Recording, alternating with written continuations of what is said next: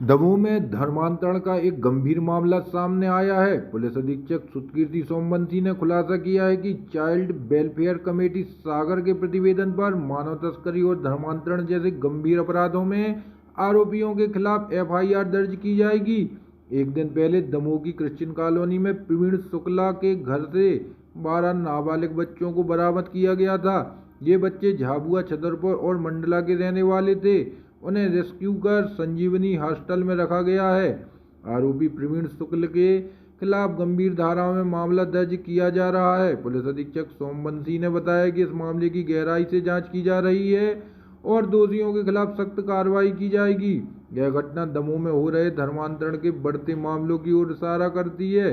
पिछले कुछ समय में ऐसे कई मामले सामने आए जिनमें नाबालिग बच्चों को धर्मांतरण के लिए प्रलोभन दिया गया या उन्हें मजबूर किया गया।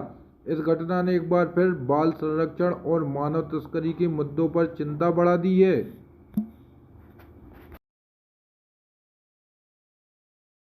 सर, दमोह की क्रिश्चियन कॉलोनी में पुलिस ने रेड की थी और एक कार्रवाई हुई थी। सर, क्या पूरी कार्रवाई है, क्या मामला बना है सच में?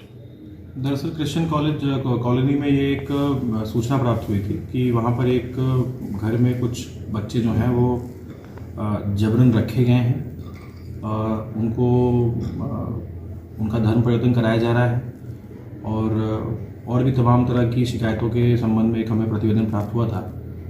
तो उसमें हमने जब वहाँ पर रेड की थी तो कुल 12 बच्चे हमें मिले हैं जो कि सभी नाबालिग हैं, जो कि झाबुआ, मंडला और छतरपुर इन 3 ज़िलों से ही हैं। और उनको वहाँ से रेस्क्यू करके हमने सागर में चाइल्ड वेलफेयर कमेटी के सामने पेश किया था, जिसमें उनकी अध्यक्षा द्वारा इनका बयान कराया गया है सभी बच्चों का।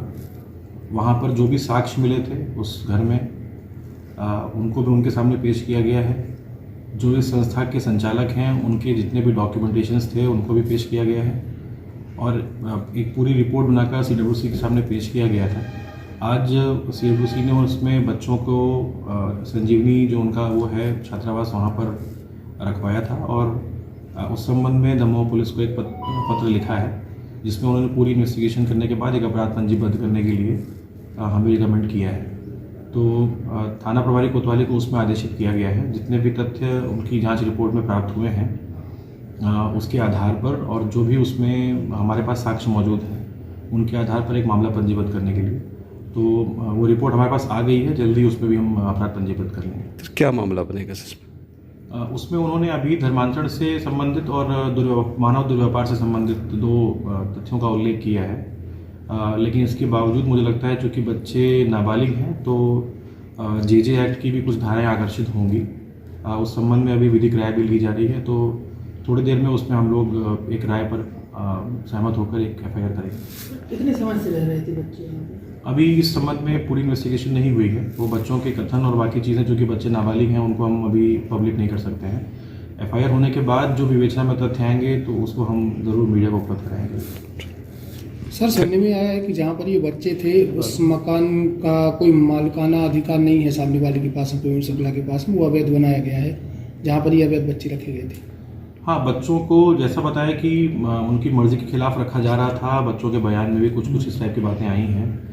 मकान के मालिकाना हक के बारे में मेरे पास तथ्य नहीं है। अगर मेरे पास ये जानकारी आती है तो ज़रूर राजस्व विभाग से संपर्क करके इसमें जो भी वैधानिक कार्रवाई हम लोगों को करें।